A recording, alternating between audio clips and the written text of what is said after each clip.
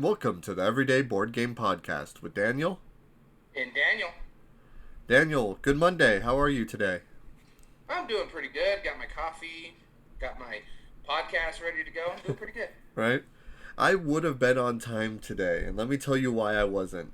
I was getting lunch for the family, and I went out there at 10:30, an hour and a half before our podcast. I'm like, that's plenty of time to get lunch, bring it back, and eat it, right?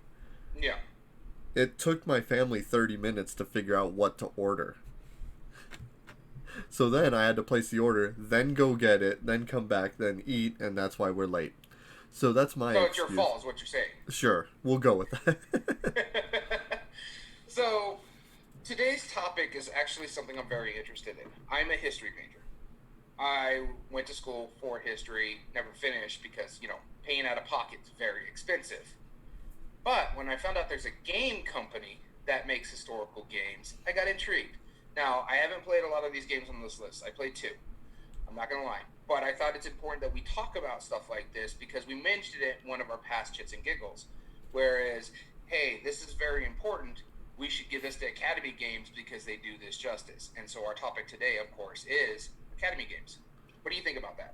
No, I agree. I agree entirely. And one of the things that I find really interesting about them is that being a former educator, they give lesson plans. They actually align it to standards, and they provide lesson plans with their games. So that way, when you are playing the games in a classroom to teach them about the history of it, you can actually supplement that into your lesson plans and explain it to them and have them be more of an immersive experience and understand it instead of just reading arbitrary dates and whatnot. Because of course, I don't think I've ever met a history teacher that quizzes you on dates of when wars happened. Even though that's kind of like the ongoing joke is that it's like, well, I hate history because I don't remember 1812. I wasn't there, although we're going to be remembering 2020 for a while. That's going to be that'll be the dumpster fire chapter. So I saw a meme, and I agree with 2020 on this. And when New Year happens, and when we say, instead of saying Happy New Year, we see Jumanji. This way we get out of this game. I'm in for that. Good board game reference. It's reminiscent of, there was a game that was made as kind of an art project that was back in the day. And it was called Train. Have you heard of this one? No, I have not. So essentially, the designer made this game where you have all these little pawns and you're trying to load as many of them into the train car as you can. And so whoever gets more of their people in the train car win. But then at the end of the game, they're sent to Auschwitz, Mm-hmm. and it's supposed to talk about like that really severe one. She designed another game where you pick up slaves in Africa and you're trying to bring them to America, and not all of them are going to survive. In fact, many of them might not. And so you have to ration off your food, throw people overboard. It's a really dark subject. The only difference between those games, which inspire that conversation, which is really interesting on how she designs it, and Academy games, is Academy games also appeals to gamers because they are, from what I've seen, they are legitimately solid games. They are. And it's educational as well as entertaining. So yeah, they're talking about important historical stuff. We'll get into it. They talk about very important wars, and they turn it into a war campaign game. They talk about something that's needed to be talked about for a long time, and they incorporate it. And it's the one Academy game I do own right now, and we'll get to it later, is Underground Freedom, the Underground Railroad. Yep. It's telling about that movement back in the 1800s before the fighting of the Civil War, what led up to it, stuff like that. It's very important. And the big thing about Academy games is sometimes they'll use their own art in a sense, like with the Revolution games and stuff like that, where they're using painted art, but they're trying to make it period piece. With Freedom, as well as some of their other games, they actually use clippings from the newspapers and stuff like that, or articles and pictures from that time frame, and then on the card itself, at the very bottom, it tells you what this was about or who this person Right. was in this game. It gives you a synopsis, so it's teaching you while you're playing a game. Yeah. Yeah, exactly. So, I mean, I've always been intrigued by them.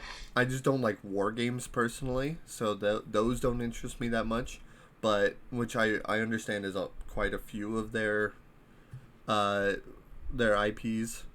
I'm not a So huge war gamer. I'll admit it. I don't care much for it, but the ones that they have on here that we're going to talk about a little bit later, and I pulled them all up. We're just, I guess, when we go into one, we'll just talk about all the other ones and the differences. okay, That's about it. But because they all pretty much play the same, from my understanding.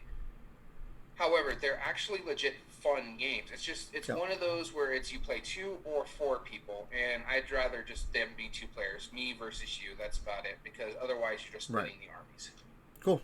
All right, well then let's take a look at it. Before Here. we get going, though, Oh, I have a question for you. uh-huh.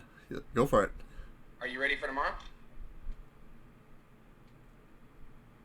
Oh, wait, what? Stefan Feld City Collection drops tomorrow. Oh, that's right. Yeah, no, I just followed it today. For some reason I thought today was the day. And So I then thought I woke up today. I'm like, oh, I gotta. Oh wait, no, it's Monday. Oh, yeah. Although, it's Tuesday. you know what? Let me pull up a picture of it. So I did pull it up, of course, and I am incredibly excited. Have you seen the deluxe edition? No, I have not yet. I haven't looked anything into it yet per se. I have seen like what the city collections are gonna look like. I may do the deluxe editions just because some of the Queen games very good about their deluxe editions. Right, exactly. Oh, you're pulling it up. Yep, I already had it up actually.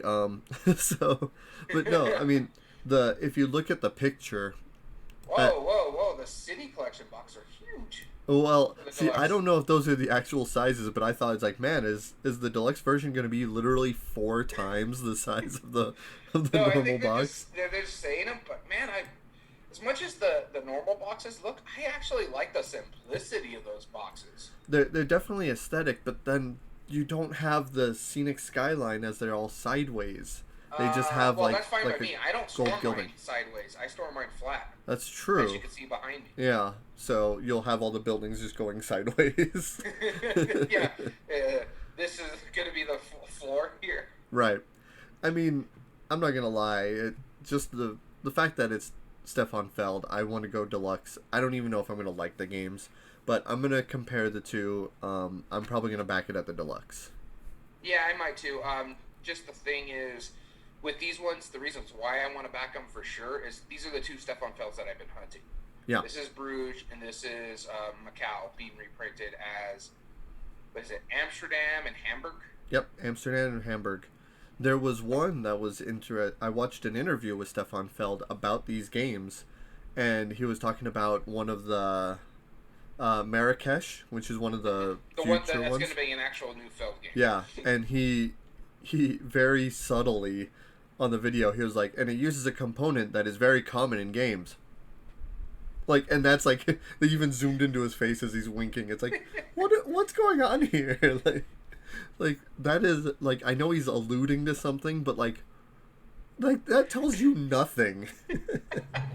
I'm just waiting for Stefan Feld to make a legacy style game, kind of like Knizia did. Oh man, it would be the void of story. It would be completely Oh yeah, very uninteresting. much so. There's going to be a crap ton of cardboard. I mean, I already know I wouldn't like it as much as Pandemic Legacy, Well, unless yeah, he got to like me, someone.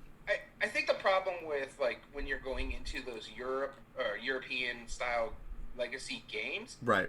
the fact that they're coming out after, say, a Pandemic Legacy where there's so much story in it, where you're Yeah. blending the Ameritrash with the European mechanisms, it really just destroys it. Yeah. Yeah. Exactly. No, it's that's so true because it's so obvious as to what it's trying to do and not to do. You know, I don't know. All right, but with that being said, Yep. are we ready to get into Academy games? I think so. So let me pull up Academy Games here, and you should be seeing it on the screen right now. Hopefully, my thing is delayed a bit. There we go. Yeah, there we go. So Academy Games, it seems like they came out in 2012. Has their address based out of Ohio. And yeah, they've released 56 titles. many of which are remakes that we were going to be talking about. Remakes and expansions. Remakes and the way Board Game expansions. Geek goes again is they'll include all the expansions. I am on their website, so I'll read what they say about themselves. Okay. So it says here, they're fun and engaging games that impart social and historical learning. We specialize in historical board games ranging from family games to tactical training games that impart social and historical learning from our gaming enthusiasts, schools, museums, universities, and military personnel. Our games are quick to learn and fun to play. They include write-ups and maps and neutrally describe why the situation or the conflicts in our games occurred, how they progressed, and their historical repercussions. We are honored by the many awards that we have received and hope that we continue to exceed our customers' expectations. Thank you for your continued support. Fantastic. Cool. All right, so then let's talk about Academy Games. Let's start right at the beginning. You wanted to talk about High Command. I have High Command Europe right here. And tell us about that. And I don't remember exactly how many titles there were, but close to probably about 20. It isn't High Command that has the one that's multiple. It's the Conflict series. Oh, Conflict, that's right. Heroes. So I'll do. The only one I pulled up for High Command is High Command Europe. Okay, then I'll run through it real quick. It is a war game. On September 1st, 1939. Man, this is an old game. The German forces launched an invasion of Poland, unleashing the most devastating conflict in human history. 6 years after, the war had become engulfed in dozens of nations all over the planet, becoming the true world war. High Command Europe is the first game in the High Command series by Academy Games, a system that brings unique mechanisms into the Second World War setting, and that will confront the players with the tough decisions that theater commands had faced during the conflict. In HC Europe, one player leads the Axis forces, trying to make good their early head start, and occupying the most vital areas in Europe before the Allied player is able to reverse the tide. Players will have to mobilize and strengthen their army, whilst gathering the resources that are the lifeline of the war effort. The action selection mechanism provides for a fast, tense experience with multiple avenues to consider and no downtime between turns. Unlike most war games, HC Europe uses no dice, charts, or counters. The game comes in short scenarios that players can acquire a good grasp of the system, but even the full campaign can be played in less than 3 hours. Wow. That's intense. A war game that plays less than 3 hours, that's kind of impressive. Right, the whole campaign plays in less than that. So What it's saying, though, is that it's a card-based system, which is good. That's what sets it apart, is that, we're used to, like, Risk and all those other games where you're just chucking some dice and whoever rolls higher gets it. Risk does have some cards in it, but... Yeah, but, I mean, yeah. You're playing gin rummy along with rolling dice and killing things. Yeah, pretty much. So, I mean, this is cool. I would definitely play it now. And now that I already see that it's card-based, I already like that better. So it seems interesting. It really does. I like the fact that it plays quickly. Yeah. But it's 2 players only. And here's the problem I have with that. If you're going to use this in the classroom, what do? Just like 2-player teams, and each team protects their... right. Says, here, this is our general. He's going to run it. We're working with him. Right. We're the cabinet. That's our general. He's going to run the game for us. Yeah, that's going to last a lot longer than 3 hours. Yeah. So it looks interesting. And for one of the earlier games on their log here, in fact, their first one, this is quite actually nice looking if you look at some of these photos. Yeah. Yeah, it doesn't seem too bad. I mean, there are some chits and whatnot, but yeah. So the next one on the list that I have pulled up is Conflict of Heroes. First Men in Normandy 1944. I don't know which one you have pulled up. Because there is a plethora of these. Yeah, I have First Men in Normandy 1944, which was the first on our Board Game Geek list. Yeah, so this one says First Men In will be the 4th standalone title in the best-selling Conflict of Heroes series. So this is the 4th one, apparently. And follows in the footsteps of the Awakening the Bear, Storm of Steel, Prince of Honor, and Guadalcanal. So there's the other ones in there, and there's many more after this. If you want to find it, go to Board Game Geek and look under the Academy Games page, and you'll find every single game on this conflict list. Yeah. First in Men covers the action of the 82nd, the 1st of 101, and the 6th Airborne Divisions in Normandy. The Conflict of Heroes system offers a unique blend of playability and realism. Fun, quick pace, simultaneous play keeps you in action at all times. Fast scenarios can be played as little as half an hour or as long as 2 hours. It's easy to teach, and new players know how to play it relatively under 5 minutes. The high-quality maps and counters are big and easy to read. The counters are 1-inch square. Multiplayer scenarios are included that are playable by 1 to 4 players. And yes, they have custom-made solo firefights with this one. And it is historically accurate. You'll learn the unique techniques, or tactics, and logistics used by each side as they experience the same battlefield challenge real commanders face. And it says here, it's part of the Conflict of Heroes series. So the other ones that I mentioned earlier, you have Awaken the Bear, which is during the Russian 1941-42 campaign. Storms of Steel, which is the Curse campaign of 1943. Price of Honor, which happens to deal with what we just talked about earlier, Poland in 1939. And the Guadalcanal, the Pacific Theater, Pacific 1942. There we go. Is this something that you would play? Probably some of the later ones. This one doesn't look as interesting to me, even though from everything I've read about my grandfather, he was in the storming of Normandy. He wasn't in the airborne divisions. He was more of the people on the boats. Gotcha. Okay. So it's something to look into just for that aspect. I do have a personal connection to World War II, so that's what intrigues me. Yeah, and if we look at the rating, I mean, it's 4.5 rated. So this one obviously isn't that popular. But the other ones in the series, we've seen a huge range in those. We're not going to pull them up right now because that would take forever. Was like an 8.7 or something like that. Yeah, like a significantly higher one. So I like the fact that there's 1-inch square pieces. That's cool. Yeah, that's kind of nice. It really is. And like I said, it intrigues me. I want to see them maybe go into like the 1812 or the 1775 or like the Viking ones, those systems, into a World War II system. I think that would be a little bit more intriguing to me because I did play 1775 Rebellion. I had a good time with it. I want to see that system put into a World War II. Right. That makes sense. Cool. All right, our next one, we have Strike of the Eagle, which is reimplements the Eagle and the Star, which I've not heard of. Did you miss one? Probably. Which one are you looking at? Bloody Crossroads, Gettysburg, Day 1. Okay, yeah, I didn't have that one. So I do have it pulled up. Okay. So it says here, Gettysburg, the Bloody Crossroad is the first title in Academy Games' Fight for Colors trilogy of battles, each focusing on a separate day or area of the battles of Gettysburg during the American Civil War.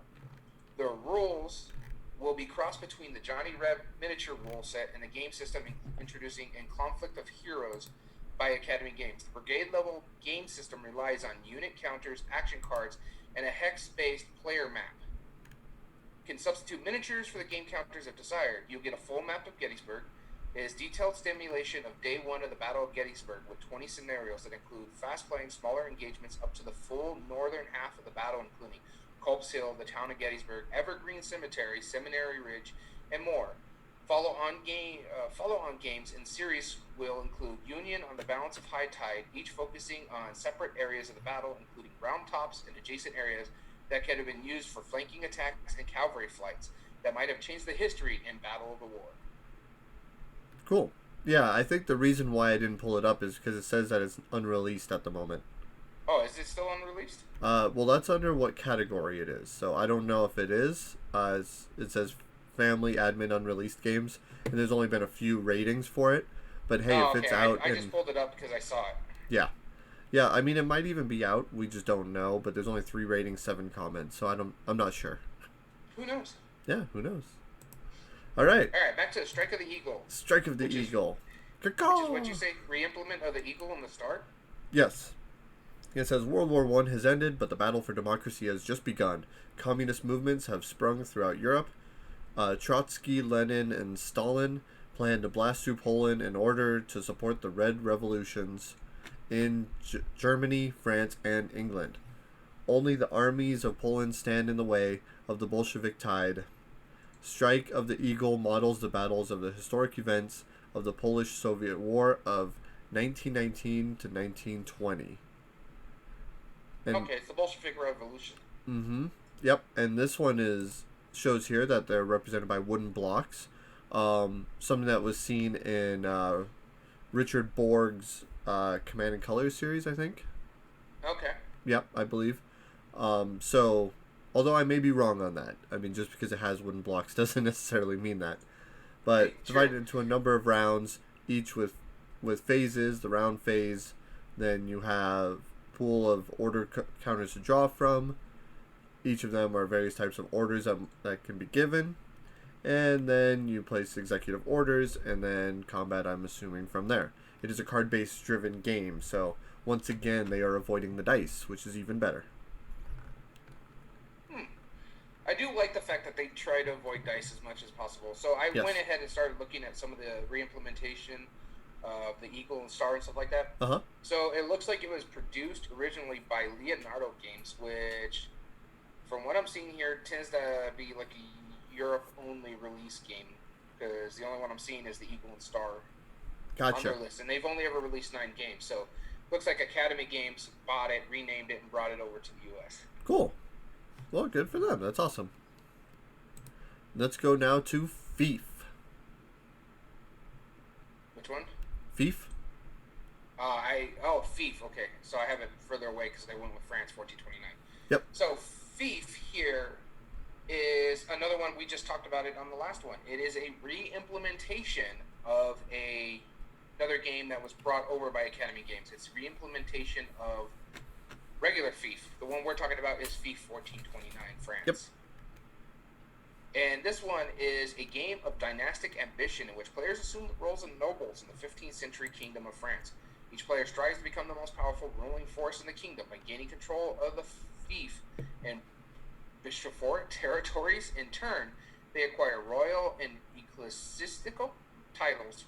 I hate that term.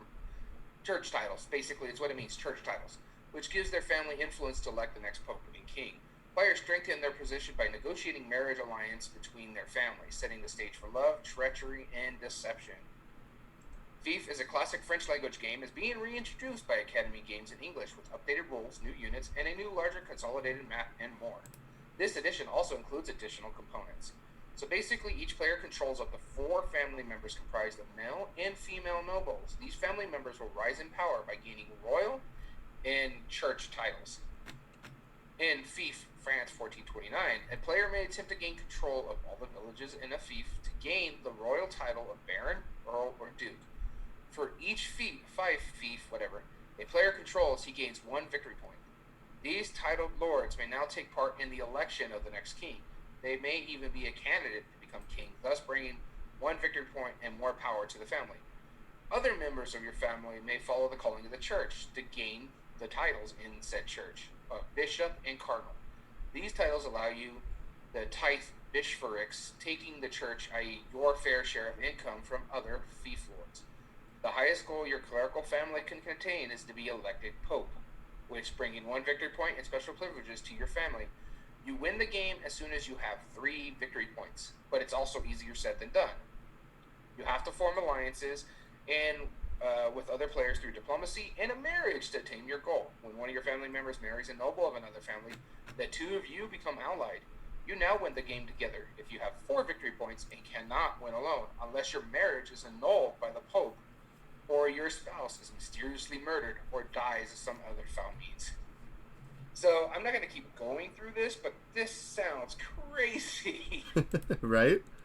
I was thinking the same thing. It looks intense. It really does. And it's like a Game of Thrones, the board game without the Game of Thrones and fantastical elements. Right. Your warring houses who are working together, you're marrying off each other's women, you're working together to win the throne, or you're not working together because you somehow killed the spouse, or that you somehow became pope. Is like, no, I don't like that marriage. Yeah, exactly. No, yeah, Right. I completely agree. It It looks all right. I mean it, but once again, it's one of those war games that just. I don't I even mean, consider this a war game. To me, it's more of a political intrigue game, yeah, kind of it's like area control, a right? diplomacy, but on a board. Yeah, definitely. Okay, well, I mean, I may or may not try this in the future. We'll see. I'm not sold on it yet. It Um, seems like it would take too long. It would overstay its welcome. how long does Board Game Geek say it normally takes? Let's see here. Playing time 120 to 240 minutes. 2 to 4 hours. Wow, and it's almost a 4 in complexity rating. 3 to 6 Yeah. players, best 5 to 6. Okay. All right. Yep. Eh, It's pretty intense. yeah. Cool. Well, our next one is Freedom the Underground Railroad, and real quick, I'm gonna have to take a quick pause, for about 15 minutes or so, and I have to make sure my daughter's ready. So we're gonna quick pause this, and because I don't want to not go into this one. You know, Yeah. I really want to make sure we have our efforts in this because this is such a groundbreaking game. So what It we're really gonna is. do is we're gonna take a quick break, and then when we come back, we're gonna talk about Freedom, the Underground Railroad. All right, you gonna stop the recording? Yep. All right. All right, we are back. Thank you for taking that quick break with us. Daniel, why don't you go into Freedom, the Underground Railroad, since you do own this game? Yeah, this is the One Academy game I do own. I have another one on the way. We'll talk about a little later. So, the Freedom the Underground Railroad, it's self-explanatory what it's talking about. It is literally talking about the Freedom the Underground Railroad during the 1800s and earlier, or 1850s and before. This is the early part of United States history. Slavery was an institution that seemed unmovable, but with efforts of men and women across the country, it was toppled. In Freedom, the Underground Railroad, players are working to build the strength of the abolitionist movement through the use of notable figures and pivotal events by raising support for the cause and moving slaves to freedom in Canada. The minds of Americans can be changed, and the institution of slavery can be brought down. Freedom is a card-driven, cooperative game for 1 to 4 players in which the group is working for the abolitionist movement to help bring and end slavery to the United States. You're going to use a combination of cards which feature figures and events spanning from early independence until the Civil War, along with action tokens and the benefits of their role to impact the game. Players need to strike a balance between freeing the slaves from plantations in the South and raising funds which are desperately needed to allow the group to continue their abolitionist activities, as well as strengthen the cause. The goal is not easy. In addition to people and events that have a negative impact on the group's progress, there are also slave catchers roaming the board, reacting to the movement of the slaves on the board and hoping to catch the runaway slaves and send them back to the plantation. Through careful planning and working together, the group might see an end to slavery in their time. And to me, this is easily one of the top 5 games of all time for me. And it's plays in a similar fashion to like a pandemic game where you're playing cards and you're moving things and bad things are going to happen as well. But because of the historical content of this game, I think everybody should at least play this once for them to understand why it's still an issue to this day, but why slavery was such a big thing and why the Civil War actually popped off. Yeah. Yeah, I mean, I have nothing more to add to it. I completely agree. I want to play it. I've been wanting to play it. I don't know why we haven't gotten it to the table yet when I've been around, but maybe it's just because it's such a heavy thing, you know? It's a heavy thing that can drag down moods, especially if you're not playing with people in the right mindset. Right. Because it is your whole thing in this game is you want to free as many slaves as possible, get them up to Canada, do your best to save them. But the thing is, it's not just about freeing the slaves. As much as that sounds bad, it's also about changing the minds of Americans. So you're working. So you have a picture of the board pulled up on the thing I'm seeing over here. So the one half of the board, the ones that you see that have that isn't the map itself, those are one side of the board that you have to pay attention to. You need to get the money, the right amount of money to pull certain cardboard pieces. I forget what it's called off the table, but it's helping change the mind. You need to do that before you can go into the next era. You need to get all of them off the board before you run out of slaves or you run out of time, in a sense. Yeah. So if you look at the map side of the map, you notice those areas at the bottom? Those are the plantations at the bottom. Okay. If you, the in scenario is if you don't meet the criteria at the end of the game, you lose. If there's not enough slaves to refill those areas, you lose. If they're already full and you have to put a slave in there, you lose. Oh wow. Yeah. So you have to mitigate with what's going on. You have to play one side of the board and try to get the change the mind of the people, while you're also trying to keep the plantations from overfilling by freeing slaves, going up the routes and trying to get them into Canada. You have a scenario where you change the mind of America before the Civil War, as well as freeing a certain amount of number of slaves up in Canada. That's why up on the upper part of that map, you have those squares up there as well. That's where the slaves need to go. Okay. So it changes as you go, but everybody's playing a character who also has special abilities. So it is a phenomenal game. Bad things are happening. There is a dice where a slave catcher is going to move across the board. There's like 2 or 3 of them. It's phenomenal. I really love this game. It's important. It's an important game, and this is one of those games that I say you do need to pick up. That if you're a teacher and you're going to use this in a thing, you need to pick up that book that they give you, lesson plan. Yeah. Because it teaches you how to incorporate it into your lesson plan by using this game. Absolutely. I mean, it's thematic. It's rank number 72. Overall rank it's 384, and strategy is 220. It's a phenomenal game. I really do enjoy this game. It's heavy. It's a very heavy game. I'm not gonna lie. Not in weight, just what it's going through with the theme. Because again, your whole thing is, I want to free these slaves. I want to give them to Canada, but that's not the only thing you need to be working on. Right. Yeah, this is definitely the one that has that I say this put Academy map or Academy games on the map, because at first it wasn't about a war conflict. It's about a not super distant event in American history, but it's something that had never, as far as I'm aware of, had never been done before this. And the thing about this too is that when you think about that era, all we ever think about is the Civil War. That's the only thing we think about. Right. When we were in grade school, we kind of learned about the Underground Railroad and Harriet Tubman and stuff like that. But you learn more about the Civil War and what was going on, the battles. Like the battles of Gettysburg has been done to death when board gaming, in a sense, because it's a very important battle. Yeah. How often do you see the Underground Railroad being talked about, being brought up? Because that is a very important part of history. And I was very, and it's going to get a little political here, but I was very upset when Trump decided not to put Harriet Tubman on the what is it, the $20 bill? Yeah.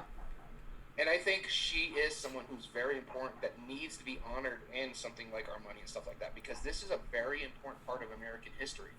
We can't just glorify all the presidents that happened, because if that's the case, then Ben Franklin shouldn't be on the $100 bill. Harriet Tubman needs to be on a money sign just because of her importance in Americans' history.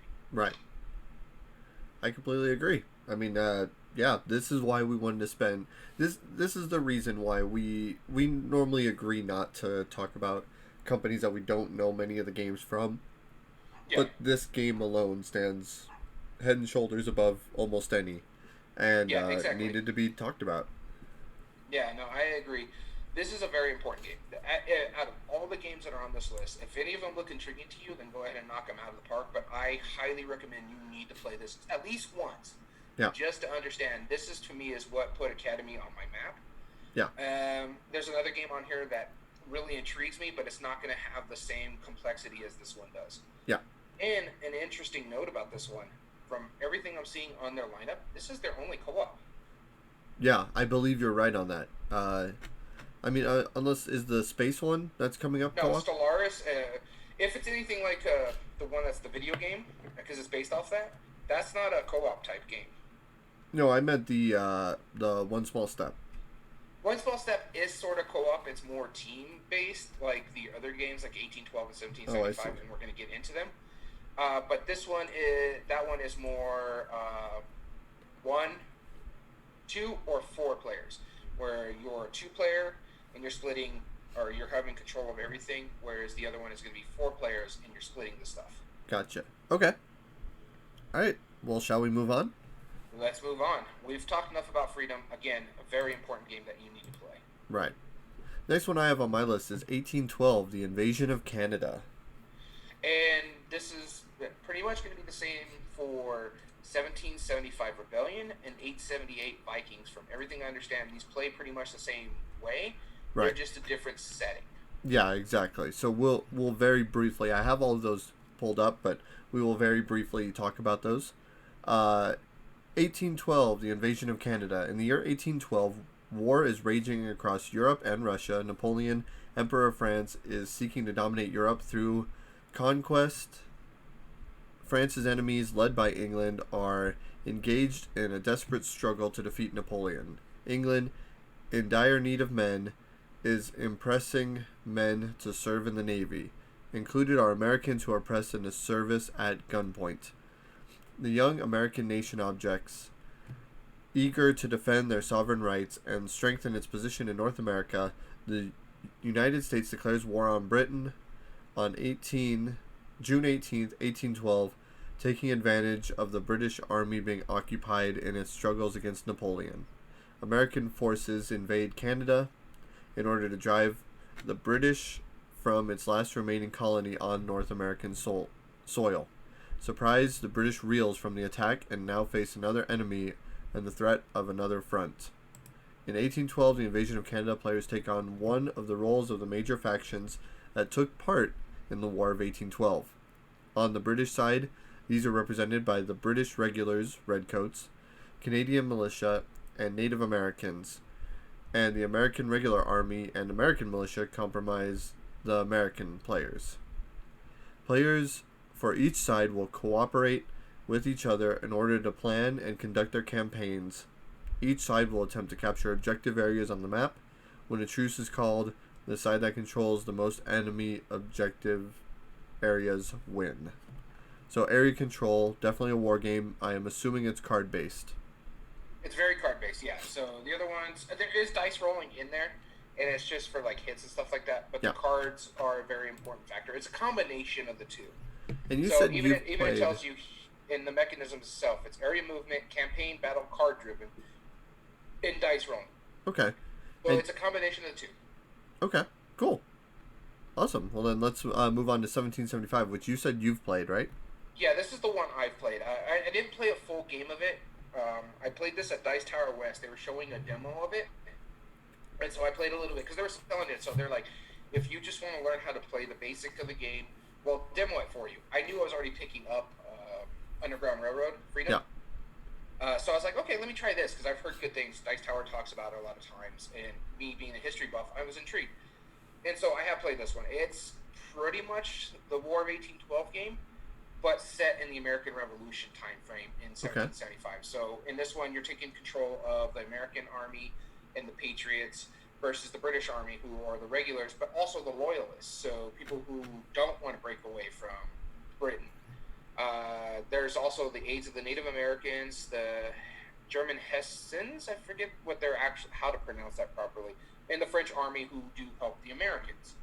So it's pretty much the same. It plays the same mechanism as the invasion of Canada, but there are different results as it says on here. It is quicker from what it says here, and the intermingling in units at the beginning of the game allows the action to start immediately. And it's true, because it's loyalists versus patriots. And so they're all kind of hanging out together, so next thing you know, it just starts going off. And so it's interesting playing this one, because again, it's card driven, and I played with other people that I've never played with before.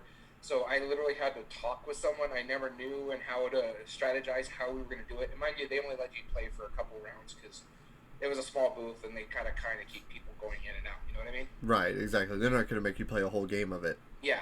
But so it's basically area control. You're trying to control the most of the map and win the war in a sense. But I did enjoy it. It's for a war game, something that I'm not intrigued in, and we talked about this like with tactical mini games like X-Wing and stuff like that. Yeah. I would probably pick this one up. I had a good enough time. I do have to say though, even though it says 2 to 4 players for all of these games, it strictly needs to be 2 players. Yeah. Because again, when you're playing a 4-player game, you're just splitting the army, and then you have to work with someone else. Right. That makes sense. Cool. All right. Then And of course, the other one in this line. Go ahead. 1878. Invasions of England. Same game, except for you're playing as Vikings versus people who are already living in England. Okay. And then 1754. Conquest. Is that the same one also? Go to that one real quick. I have it up right now. Yes, that's the French and Indian War. Okay. So yeah. So yeah, same general understanding, card based, different settings, but they work effectively the same. Cool. Yeah. So funny story I wanted to mention about 1812, the War of 1812. Sure. Being a historical nerd, America was losing that battle. It's just that the Brits were like, no, we can't have any more stuff over here because they got the European front line, which are on their front door rather than America, which is across the ocean. Yeah. That's why we settle a treaty for that. Yeah. There was only one war or one battle that America really truly won, and that was after the war was over. Well, we technically won the Civil War. Okay, but the War of 1812 we didn't. Correct. Yeah. We won it. That was weird. But yeah, it's just funny. We were actually America was getting their butts handed to them, handily, but British were like, we can't afford to go over here and still fight the war over here with the French. Yeah, that makes sense. I mean, that's kind of what it said, is that it was based off of that idea, is that they kind of surprise attacked them, knowing how little their resources were being, or how much their resources were being used. Yeah, and it's interesting because they were still kicking our butt. They were still kicking American butt like there was no tomorrow, even though their resources were so low. Again, we only won one battle in the War of 1812, and that was 3 months after the treaty was signed. Yeah. Wow, that's crazy. All right, let's move on to Mare Nostrum, which I have Mare Nostrum Empires on here. Okay, I forgot to pull that one up. That's my Yep. And the designer is Serge Leger, which is interesting. That's totally different than that he's a Euro designer, known for like Shadows over Camelot. This is the one that I have played, the only one in their line. So it says Mare Nostrum is an empire building game in which 3 to 5 players, or 2 to 6 with the Atlas expansion, lead their individual ancient empires to dominion of Mare Nostrum. You grow to fame and glory of your empire by expanding your influence into new provinces, then extending your trade caravans, building markets, and founding new cities and temples. You can recruit heroes and create wonders to help your cause. But beware of your friends being in quotes, because they may look upon your gains with envy and greed. It's a reintroduction by Academy Games and asynchron of the original 2003 release with updated rules, counters, and map board. This edition includes many new components and multiple new ways to win. And I'm not going to go into the more detail, but yeah, it is an area control. What made this interesting is that it was definitely like an empire building. It wasn't just area control. Because, it was empire building. Huh? It was empire building. Yeah, exactly. So what you're going to be doing in your regions is, of course, you want to have your pieces in those regions, but you're also building different like monuments and wonders and whatnot to be able to get more resources. And so it's like as if you're building an economy, essentially. I remember playing it vaguely. It took us about 3 hours, I want to say. We played with the full 5. And I remember one thing that I didn't like about it personally was that you never, other than the people that, like, you can see how it's based around the Mediterranean, right? So if I'm up here... Yeah, it makes sense. But if I was up in Rome and you were down in, say, Egypt, we're never going to interact in the game at all. There's no interaction. Well, there could be. There won't be. No, that's the thing. There should be. There won't be. I mean, it's just that's how it ended up being. That's how I very much remember the game. Is that it was heavy. It was okay, but I don't know if I would ever play it again. Personally, I mean, at times I'm intrigued by it just because I am a huge fan, especially when it comes to ancient Roman history and stuff like that. The ancient Egypts, Romans, Greeks, sure. That sort of stuff. I love that. The mythology by it, the history of it. And so this intrigued me for that reason. But when I was told how long you could play, I was like, I'm here at a convention. Let's just try this one over here Yeah. instead, because I don't want to sit there forever. Yeah. And it's sad because from everything you said, I still want to try it. Maybe I'll try it somewhere down the line. But I'm not a huge fan of area control, so that's what bothers me. Right. I wanted more of that empire building and playing as Cleopatra or Hannibal or Caesar, or as it should be pronounced, Kaiser. Yeah. I mean, in all honesty, like, it does have it. I do remember that being in there, but not near. It's not like engine building as you would expect. I mean, it's just like, oh, my building is bigger, so therefore I get a couple more things. So that's how I remember it. So less of empire building, more of just like how do I build a bonus for the area control? Right. So I will try it somewhere down the line, but it's not something that I'm going to go out of my way for. Okay, that makes sense. Sorry, I didn't sell you on it that well. Tutor. Bless you. So, okay, good. Is the next one on your list? Yep. And so I've seen this one. This one looks interesting to a sense, but just because those rings are intrigue the mess out of me. Right. Because the whole thing is you're trying to get all those sets of rings, if I remember correctly. I believe so. In Tudor, you are the lord in the court of King Henry VIII. Uh-oh. Here you'll be positioning your courtiers among the influential lords who grant you actions that allow you to maneuver your family members to high title offices and gain their respective ring of prestige and powers. Players will take turn placing the courtiers in 3 different audience chambers, each with unique action. These players will place their one lord in a chamber of their choice. Only courtiers in an audience chamber with any player's lords present will be able to use that chamber's action. But be careful, since there are a limited number of seats available in each chamber, and competing families can push you out of the chamber. All players' courtiers in chambers with a lord take turns performing one of the 2 actions in the chambers. The powerful lords may also take both actions in the chamber they occupy. Chamber actions allow you to gain court cards and move your courtiers into the throne room onto spaces with square court tokens that represent various factions interested in demand of the court. You collect these court tokens, which are one way to gain prestige at the court. When you reach the top space of the court office in the royal court, you will gain the title represented by a ring. A player's rings are placed and displayed on their individual player hand screens. Positioning your rings on different fingers project your interest, intent, and inclination to the other players, because different positions enhance specific actions that your courtiers take in audience chambers. You got to be vigilant, because another player can seize your court office, kicking your office holder out in disgrace and then taking one of your rings. The player with the most prestige at the game end wins. In each game of Tudor, you will choose to play one of the many scenario cards, each with their own special rules that can alter the game in dramatic ways. In addition, choose 2 different scoring cards that vary gameplay, creating a strategic experience with exceptional replayability.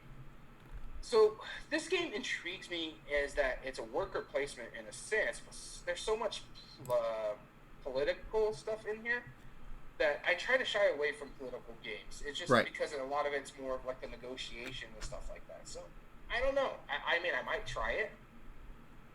I mean, I like the toy factor involved in it. The toy factor is quite nice with the hands and the rings. Yeah, it's a bit bizarre, but it's... I like diplomatic like style worker placement games where you have to kind of negotiate how you're going to play out your thing. What sounds really neat is that the position of the ring on which finger, how that determines certain amounts of actions. I think that's awesome. That is pretty cool. Another thing is the history that it's in. I'm just not a big fan of the Tudor era. I didn't even like the show. Okay. What was the show historically accurate? At times, yes. At times, no. Okay. You got to take anything that's based off history when it comes to an entertainment factor with a grain of salt. They're not going to be completely historically accurate. It's just if they portray things a certain way or do things, it's like... Yeah, that makes sense. Cool. Alright, so that was Tudor.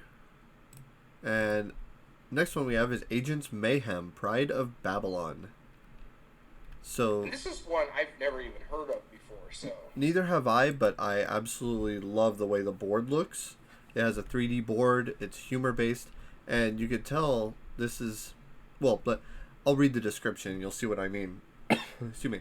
Based on the Volition Deep Silver video game, Agents of Mayhem, Pride of Babylon, is a competitive 32mm scale miniatures game that pits the Evil Legion, the League of Evil Gentlemen intent of obliterating nations, against the more heroic but potentially as chaotic and destructive Mayhem, multinational agency for hunting evil masterminds. The game is played out on a map featuring a multi-story modular buildings that can be destroyed and altered as the battle rages on. Miniatures combat itself as asymmetric, and as the Legion player runs an entire army of diverse and fearsome robot, dark matter powers, giant golems, and doomsday devices, while the Mayhem players get to build a team of 3 elite special agents and give them unique upgrades to build on their individual strengths and shared synergies. So it's based off of the video game. It has... Never played the video game. Huh? Never played the video game. Neither have I. I didn't know there was a video game called that. But the modular board looks really great. I mean, the pieces look pretty good. This is definitely a departure from their other stuff. Yeah, so I'm noticing that we're going to be talking about one at the very end here. That is another video game, and it looks like they're getting away from historical. Not completely, but I think they're trying to diverse their criteria. So they're going like video game stuff like this one. There's another one we'll talk about, like I said, at the end. But yeah, it's interesting. I don't disagree with them trying to diverse. As long as they keep doing historical stuff as well as this other stuff, it's fine. Exactly. All right. Give me one more second. I'm going to take one more very quick break, and then we'll be right back. And we are back. And now, we just talked about Agents of Mayhem based on the video game. And that was pretty cool looking. I like the asymmetric, but I think this is now the points where you see it start shifting away from educational war games and whatnot. And Academy is also going into other themes. If you know... Go ahead. Sorry. Oh, yeah. No, that was it. If you know Agents of Mayhem, the video game, and you like it, if you see this on YouTube, comment down below. Let us know. How is it? Agreed. So our next one is One Small Step. Go for it. Yeah, the next game on the list is One Small Step. And this is actually the first Kickstarter I've ever done for Academy Games. Because it talks about one of the most famous historical events within the last 100 years. And that is the space race of the 1950s and 60s. And I can't wait to get this. This is at distribution centers here soon. I should get it at the end of this month or early next month. And I seriously can't wait. So what this is, as it states here, is you lead the United States or the Soviet Union Space Agency in this engine-building, worker placement, race for the moon Eurogame. Play on a team of 1 or 2 players, with each player on a team controls either the engineer workers or the administrative workers for their team. And so this is the other one I was telling you about, that it's 1 or 2 or 4 players. Coordinate your actions with your teammate on each of the turns to either place an engineer or an administrator worker on the board actions to gather the game's 9 different resources, build draft development cards, increase your media coverage, recruit astronauts, upgrade resources, develop your spaceflight capability, or spend the resources to launch humanity's first unmanned and manned missions into space. Which type of worker you place changes the effect on the board action has. Each board action can only be used once each round, so placing a worker does not only prevent your opponent from using that action, but prevents your teammate from using the action at the alternative effect with their worker. Excuse me. Gain the advantage in the media to place your worker first in a round to gain a media bonus for special one-time abilities and bonus resources. You score victory points by building cards you drafted, or by successfully launching missions into space. Every successful launch, you upgrade one of your board actions not only for your team, but also your opponents. Successfully launched enough manned missions to achieve the first manned moon landing before your rivals, gaining you bonus victory points and ending the game. The team has the most victory points at the end, contributed the most in one of humanity's greatest achievements, and wins the game. One small step provides a fun learning experience about the space race that makes it perfect for a U.S. history curriculum in the classroom and homeschool. Yeah, this is one that I'm definitely interested in, just because I'm kind of a space nerd. I absolutely love it. I can't wait till you get it. I did want to back this on Kickstarter. I just did not have the money at the time. Well, I think when it was on Kickstarter, there was a couple other things that you were already in. Yeah. Like, I think it's like the Tiny App. I actually pulled out of certain Kickstarters so I could back this one because this one just, to me, I love this historical stuff, especially when they're going away from the wargaming side of it. When you're giving me a worker placement in the space race, Right. heck yeah, I'm gonna download or kickstart that. Heck yeah, that's that. You give me another co-op like Freedom, the Underground Railroad. Yeah, I'm gonna back that too because I love these historical games that aren't war games. Give me a game around a historical event rather than give me a war game with a historical war. Yeah, exactly. Because I mean, war games, sure, people have their market. You know, there are war gamers that love that conflict, love the strategy involved in it, and because there really is a lot of strategy and depth to it. But I would say that's the minority, unfortunately. You know. Yeah. And I've played war games that I've enjoyed, but mostly I don't. Yeah, and like I said, I like the 1775 one. Yeah. And the war games that they have here, but it's not something I'm going to go out of my way for. If I find it, pick it up on the cheap, yeah, pick it up just to have it. Right. But this, a worker placement game, which is my favorite mechanism to play during the space race, which is one of my favorite parts of history. Yeah. Yeah, exactly. It was one of the most inspiring events that ever happened. I wish I was alive when it happened, but yeah. And I like the fact that, like, if you go over to the cards, there's screenshots of the people who actually helped. Oh, fantastic. With the space race. And I think it's important that they included them because a lot of people, other than, say, that movie that recently, Hidden Figures, that came out, a lot of people don't know this, that there were African-American women who helped, engineers, who basically made it able for someone to land on the moon. Right. Yeah. If it wasn't for them, it probably wouldn't have happened. Yeah, exactly. And I'm glad they're incorporated in this game as well. That's awesome. They're important factors that have been basically glossed over for years. Yeah. Yep. That goes into Academy Games' style, really. I mean, it really does personify it. Yeah, and I can't wait. So hopefully September, October, we'll be able to play this when we have our one monthly game night. Yeah, exactly. So, but oh boy, did we take advantage of that one night. Right? We'll be talking about that on Wednesday. We'll probably go through all of the games that we played. So speaking of historically accurate games, Reality Shift is our next one. So Reality Shift, I mean, I don't know much about it. I don't believe it's released yet, but I'm already going to say I'm intrigued by it. I just saw this. Yeah, I can already see the toy factor that's going to have you so intrigued by it. Yep. Race, hack, win. That's the tagline. In Reality Shift, race across large magnetic reality cubes while hacking into them to change their position. Move your light bike across any side of the cubes to find the best path to the finish. Shift reality by hacking the track to slide, rotate, flip, or tilt the reality cubes. Block your opponent's path. Make your path to the finish shorter or crush your opponents. Reality Shift is a fast-paced 3D race game for 2 to 4 players. Set in a retro virtual reality world, the racetrack is made of cubes whose magnetic facings have different paths on them. Your light bike is not constrained by gravity. Your magnetic figure can use any accessible path on the tops and the sides of the cube. Being fast is not enough, though. You'll be able to play a card each turn that will move your reality cube, creating a track that is always shifting. Don't have enough path to the finish? Transform the board to make one. Is your opponent in the lead? Change the track to block their way, or just crush them with the reality cube, forcing them to respawn at the start. Be faster, smarter, and more ruthless than the other racers to win. I love that. I think that's awesome. Magnetic figures, the cubes shifting around. I love the look of it, the cards. Oh yeah, this hits on a lot of cylinders for me.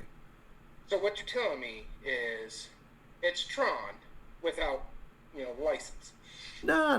It's not quite Light Cycles, because even Light Cycles is just a 2D thing. I mean, this is the magnetic boards.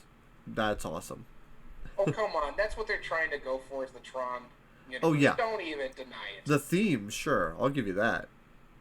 Like, I mean, any racing based game set in like a futuristic life cycle, yeah, I get that. And they even call it a light bike. Come on. Right, that's true. That's true. The only thing that I don't like about these production pictures that I see here is that I think that's a green and a yellow piece, and that is hard to tell the difference between the two. Oh, God, yeah, huh? Yeah, but other than that, I mean, that's a minor detail. And Looks we're like, nearing the end. Actually, there's one more game after this. yep. Is this something you would play, Daniel? I would try it. I'm not a huge racing fan except for Downforce. I would try it if I like it. Hey, I got another exception to the rule. Yeah. But Okay. I would try it, yeah. It's not something I'm going to go out of my way to buy, though. Yeah, I'm super intrigued just because of, I mean, those pieces look fantastic. Anyway, I digress. Let's move on to the next one. At first, I thought it was going to be like Rubik's Cubes, where you kind of like shift them and change the map in a different way. Right? That would make sense, right?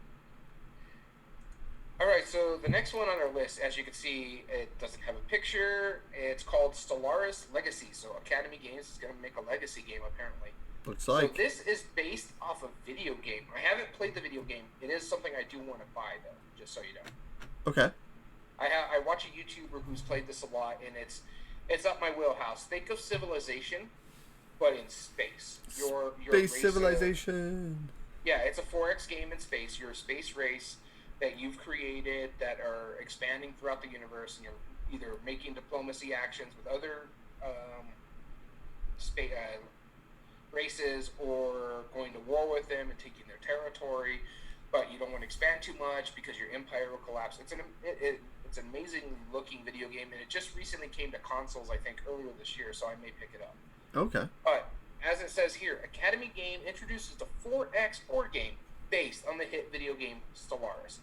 Design your own burgeoning starfaring race from dozens of trait cards. Customize your population by choosing a government type, ethics cards that influence how you interact with the galaxy, and in any type of alien civilization you can imagine you can play. And I want to stop right there real quick to explain. That's what happens in the beginning of Stellaris. You do pick your government type, so you could be basically a fascist type company or country, or democratic race country. You also, your traits, you can be xenophobic, so you don't want to work with other alien races because they're not you. Right. And so I think that's very intriguing, especially if you put this in a legacy aspect. Right. Because you get to create it from the beginning of the game and you're adding these. So yeah, it's interesting. Next part is you lead your empire through fast-paced 2-hour games, which does seem long, but for a 4X it doesn't seem that bad, where each session progresses your empire through new ages, so you can continue to expand your empire, advance your technology, face new challenges, tell new stories, and discover new game mechanics. Grow your empire through the eons over multiple games. Time for a new empire? Abandon it and start a new one. The galaxy you play in can continue to cross an infinite number of games with stories that develop your unique galactic history. Even abandoned empires remain in the galaxy for new empires to encounter. At any point, new players can join the game. Difficulty auto-adjusts for empires in different eras with events and victory conditions that scale to accommodate empire levels. Navigate through hundreds of stories told via event cards, which is in the video game as well, that merge together and spin off story intrigues and plot lines, weaving, changing into the fabric of your empire, its traditions, and its goals. Event cards offer you choices that may guide your empire's destiny, lead them to great discovery, or unleash unexpected challenges. A spectacular 4X experience like no other awaits you. Look to the stars. Explore. Discover the new solar systems to explore. Investigate strange space anomalies. Meet aliens of every description and hunt down marvels in the universe. So I want to go back to the strange space anomalies. I was watching that YouTuber I was telling you about. Yeah. He was playing it, got a space anomaly that changed his... He was playing like a humanoid aspect, and it changed them to like squid people because of that anomaly. Like, it literally damaged his entire race where they became like squid people. Interesting. Yeah. Huh. So if they put that in the board game, that would be intriguing. Right. Expand. Spread your empire across multiple worlds. Upgrade your technology through variable tech tree, developing your colonies with dozens of unlockable buildings, and manage your growing economic might by utilizing the game's different resources. Exploit. interact with players' empires and non-player aliens through a robust diplomacy system that is influenced by your empire's ethic cards. Form federations, subjugate vassal states, assassinate leaders, sabotage planets, spread a religion, form trade pacts, become a tourist attraction, unleash pirates, and more. And finally, exterminate. Unlock even larger ship classes, designing them with sets of modular tiles whose effects are made possible by the technologies you have invested in. Launch massive military campaigns against your enemies and occupy their planets or annihilate their worlds, their sun, and their solar systems. Huh. This intrigues me because it sounds like they're trying to integrate as much as possible from the video game. Right. While still making a phenomenal board game, but for a 4X game that can play over multiple amounts of gameplay, I think this would be very intriguing. Yeah. I am very intrigued by this. you sound excited. What I'm wondering, I know it says Legacy in the title, but do we know for sure it's a Legacy game? That's what I'm wondering. Maybe. I don't know. It says Legacy because I think they're going along the Legacy thing. It's because you're unlocking stuff. Okay. It even tells you in the beginning, you will unlock new things as you go along through each gameplay, and things will change as you go. So cool. I think they're going from that Legacy aspect of it. Gotcha. What I find intriguing about this one is that right now we're in how many Legacy games? We got 1, 2 for sure up there. We just finished one. I like the fact that you can drop and add people as you go along. Yeah, I think that's pretty cool. If only 3 of us could meet for this Legacy game, we could play it. If someone was, hey, we want to come in, well, you can start a race, and you're in a new era, and there are certain buffs that can help you, and this way you don't get dominated by people who've been in this for like 3 or 4 games. I do like that. Yeah. Well, I mean, one of the neat things about it is that Tom Vassell just recently did a ranking for all 15 Legacy games that are currently out. Yeah, I did see it. I did watch it. And so, I mean, if this is another Legacy game, you know I'm a sucker for them. I have some back here, and when I say some, I mean most of them. I just haven't gotten Clank Legacy or Aeon's End or anything like that, but just about almost every other one I've played. But you have an ability to play Aeon's End Legacy as well as Clank Legacy because one of our mutual friends has both. I know, which we're going to have to fix real fast. So we need to finish Risk Legacy and Queensdale. Right now. Yeah. Clank Legacy and Queensdale. As soon as we finish those, then we'll go on to the other ones. Yeah. Yeah.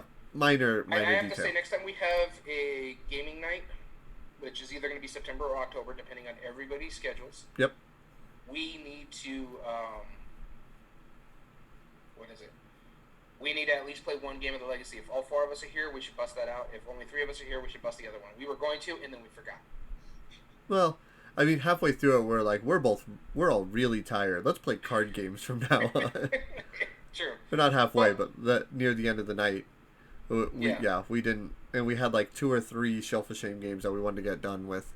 But, I mean, Academy games, going back to them, I mean, I'm not familiar with most of their games. I've only played the one, Nostrum, and I've already said that I don't care for it.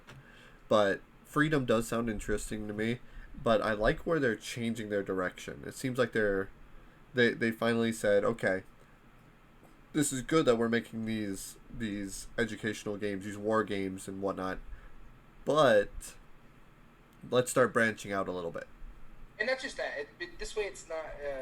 This way it can be sustainable. You know what I mean?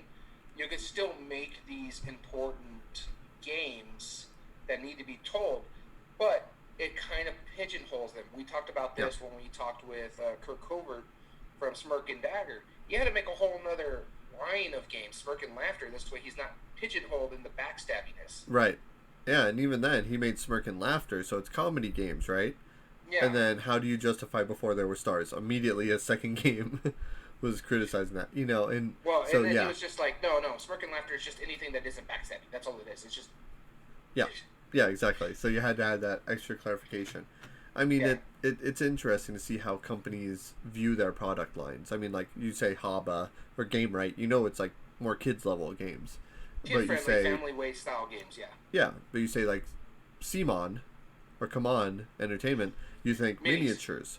But they've also made gizmos. Yeah, and that's the or not factor, right? and then I'm looking over at my shelf, North Star Games. They have either like kind of heavier Euro games or really silly party games. There's no middle ground whatsoever. They got Wits and Wagers, they got Evolution, they got Happy Salmon. They have Quacks of Quedlinburg. It's like, what's going on here? So I appreciate that they're doing that. And I think Academy Games will get to the point where they're going to be more of a common name in the hobby market because of it. Yeah, I like the fact that they're diversifying, like I was saying earlier. It's like, we got our historical concept, but a lot of people are turned off by history, so they're not going over there. They're like, I don't want to play a game about slavery, so maybe I won't buy that game. Yeah. Oh, well, here's Stellaris, where you can do all this other stuff. So here's some video games out there. Right. Get it. Oh, this is a really good game. Maybe I should try those other ones because this seems like it's well thought out. Right. Exactly. Or like the Reality Shift one that's definitely the one on my radar for sure now. So I'll probably, if Stellaris Legacy ends up going up on Kickstarter or they're releasing it, I'm buying it. Just to let you know, I'm buying it. I don't care if it's like $120. It's coming here. We're gonna play a 4X game. What I like about it too, with that last one we were talking about, the Stellaris, it plays about 2 hours per game. So you can have one game night, play one, put it away, and play some other games, but you'll still get a nice fill. Yeah. I like it. Very cool. Well, I'm intrigued. Where you play a game like Twilight Imperium 4, where it's one day of a game. Right. Yeah, there's one game for the whole day, maybe 2 days, I don't know. Yeah. Well, that's been our episode of Everyday Board Games, Board Game Breakdown for Academy Games. If you liked what we went over, comment below. Let us know what you think. If you are now intrigued by some of their new stuff or some of their old stuff that you haven't heard about before, that's the point of this episode. Let us know what you think. And if you want to contact us directly, you can email us at everydayboardgames2020@gmail.com. As well as you can find us on Twitter at EBGPodcast2020. We'll have a link to our YouTube channel, our Podbean account, as well as this Twitch channel as well. And if you ever want to join us on a live episode while we're recording, we normally film on Monday, Wednesdays, and Fridays, times vary, on twitch.tv/everydayboardgames. As well as the re-uploads of these videos are about a 1 or 2 week behind on YouTube at Everyday Board Games 2020. As well as the audio podcast can be found on Podbean at Everyday Board Games Podcast, or the link at everydayboardgames.podbean.com. And so with that being said, I've been Daniel. And I've been Daniel.